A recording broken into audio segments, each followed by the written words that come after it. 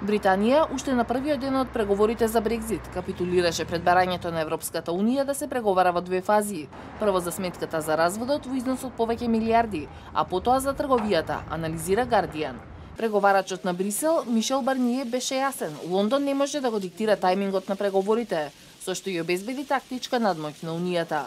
Преговарачот на Британија, Дейвид Дейвис, не прифати дека е направена отстапка и порача дека не е битно како ќе почне, туку како ќе заврши и дека ништо не е договорено додека не се договори се.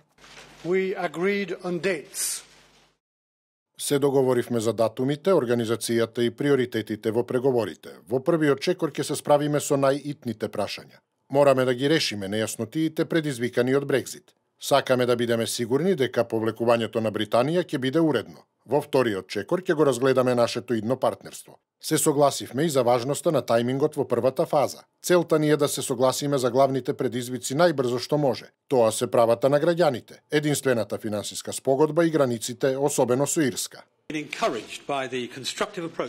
Ме охрабри конструктивниот пристап на двете страни. Поставивме солидна основа за идните разговори со амбициозна, но достижна временска рамка. Јасно е уште од почетокот дека двете страни сакаат да постигнат најдобар исход и најсилно можно партнерство, што ќе функционира и за Британија и за Унијата.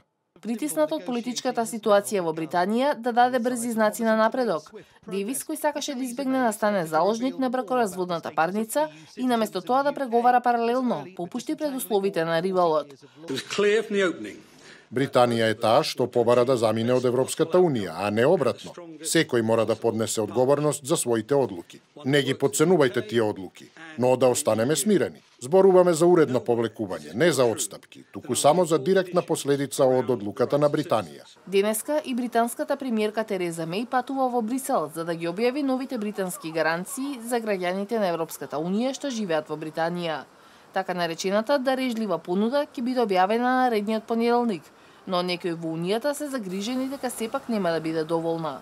Според функционери на Европската Унија, првата средба на преговарачите била само шоу за пред камерите, а главнината на преговорите ќе почне на 10 јули.